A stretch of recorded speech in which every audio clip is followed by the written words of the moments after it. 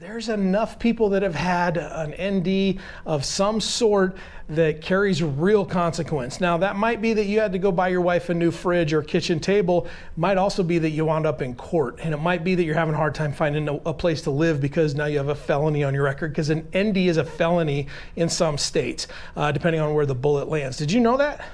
Did you know I that? did not. Yeah, that's crazy stuff. Magtech has maintained their high quality during the ammo panic and ramped production to the max.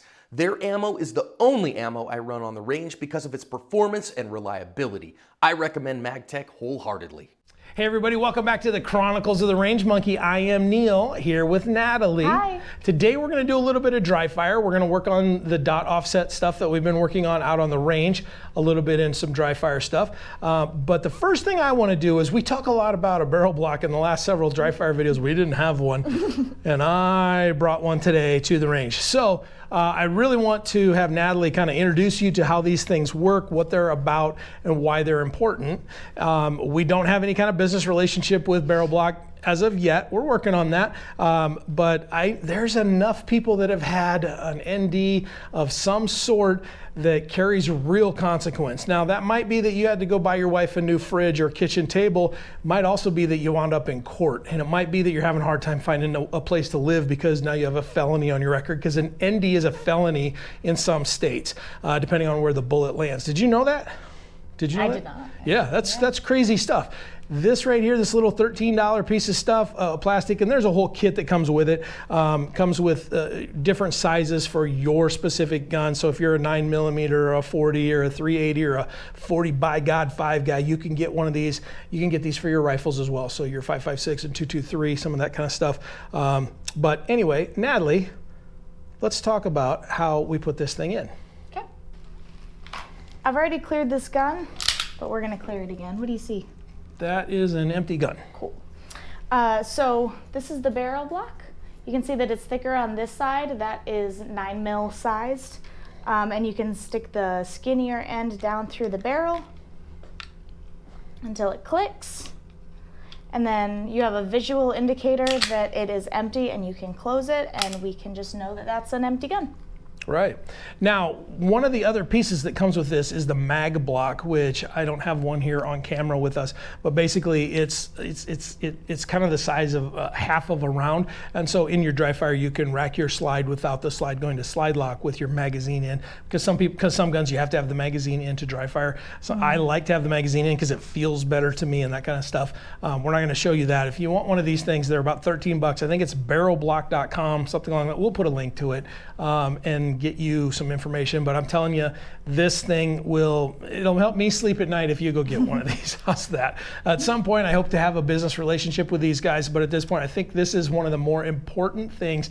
If you're gonna dry fire, and no matter whether you've got the perfect dry fire dojo or not, I really think that this is something we should have. And this isn't a commercial for the barrel block, but we've talked about it a lot, and I really wanted to show you and give Natalie a chance to put that thing in. You can cut these down, so it's got little ridges here. You can cut it down to your size a little bit. The one recommendation I would give you is don't cut it too short, because then it's hard to get out. So don't cut it to where it's just at the end, so that you've got just that little tip showing. Cut it far enough out that you can push it in and get a hold of it, because I might have made that mistake. So learn from my mistake. It'll save you 13 bucks. So Natalie, go ahead and holster up.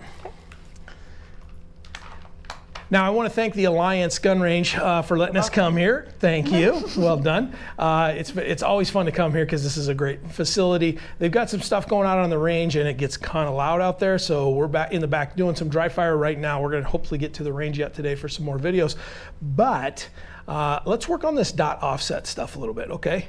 So now behind you, what we've got set up is we've got about a 1-inch circle set up for a target on this wall, right? And so we're gonna work on drawing and getting a good presentation and a good trigger press on that while you consider your dot offset. So what I'm gonna show you here, since I have a marker, because you've got this 1-inch thing here, and we're at about 3 yards because of your dot offset, to get a hit here, you need to be aiming probably about right there.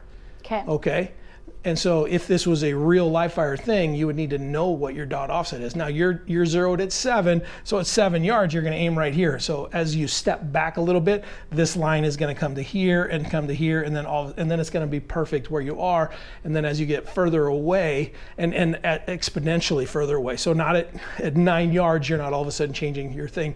You're gonna aim pretty much dead center for quite a while until it gets out there a ways, if that makes sense, okay? Okay. All right, so I'm gonna give you about a 1-inch circle.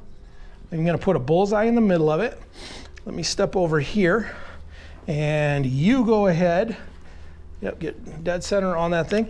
Now, all we're gonna do is work on is getting a good presentation out there. Now, one of the things that I've noticed a whole lot is you've got this little rock to get the gun out. Now, it's because you're smaller of stature. That's not a horrible thing. I see it all the time. I do it too, and I'm bigger of stature, right? So, but when I am really going and I get my speed under control, what I'm doing is I'm isolating this bicep. So I'm pulling the gun with just the bicep. So I'm just a good quick jerk, and then I press the gun out and get it into the fight. And I try to keep the shoulder as still as I can. When you're a little bit shorter or a little bit smaller arms or whatever, because everybody has a different body type, you might have to have a little bit of a rock, but the more you can minimize that, the sooner you're gonna get to the target and the more accurate you're gonna be. Because when you do this, now you've got side to side movement, and now all of a sudden, instead of shooting high or low, based on your presentation, you could shoot left to right based on your rock. Does that make kind of sense what I'm saying? Okay, so we're gonna work on getting the shoulder out of the draw and the rock out of the draw, Okay. and get a good press out there. So go ahead and draw out, and then just take your time and do it nice and easy. Get a feel for it. There, look at that. Okay. So now I want to trigger press at the end of these now that we've got that. So when you get out there, finish that rep with a press of the trigger. Okay, go ahead. Okay. All right, break that one down for me. Go ahead and holster up. Well, I drew the barrel block. It Flicking does. on Yep. flicking So on we the probably need to holster adjust is that a little bit. distracted me just a little bit, but yeah, I didn't have my finger on my trigger until I was already set up and out there. Yep. So Did you have a rock in there? I was not. Don't remember? I was That's thinking fine. about the That's holster. fine. Exactly. Okay. So let's go ahead and go do a few more. All right. We've stacked about 3 things on here. So what we're really thinking about is the shoulder and the rock, the draw, and then pressing out and prepping the trigger. So and then a trigger press at the end. Those are really the 3 things I want you focusing on as we go here. Okay, go ahead. There you go.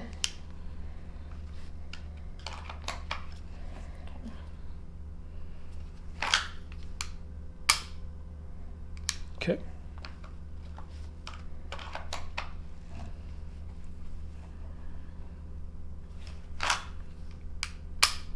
Good.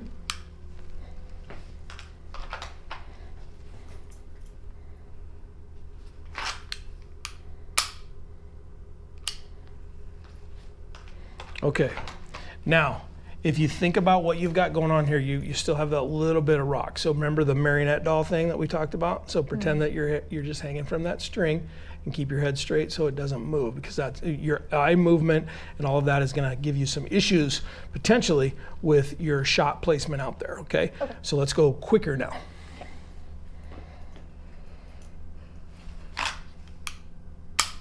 There you go. I'm going to add one more thing at the end of this. Maybe it'll be a whole nother video. I don't know. Let's see. Let's go quick. There you go. Make sure we're prepping that trigger as we press out, okay?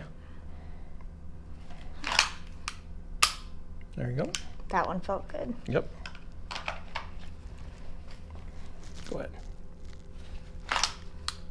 There you go. See how you had that trigger, you were prepping it all the way out there, and then when you got to the extension, you were like, oh, there it is, bang. Yeah. No waiting at all.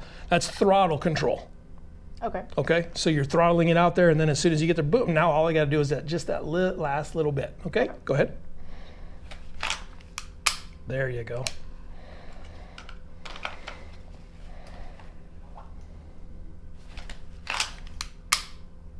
Okay, had a little hitch in our giddy up when we were doing when you were clearing the cover garment there, pressed right through that thing. And I do see that barrel block is catching on your stuff as it comes out. We'll trim that and that'll be fine. Okay, go ahead, give me some fast ones now. We did quick, now we do fast. No, I said fast. Shut up, Neil. Goes fast. There. Did you see it? Yeah. Okay. There you go. Come back here. I'm gonna watch from back here. Okay.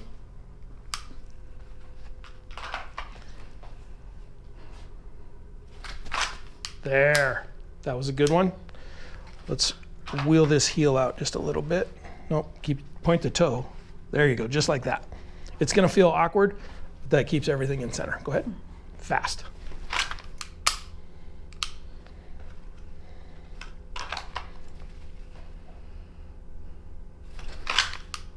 There you go. Okay, now that we've got all of that done here, let's turn and face the camera this way.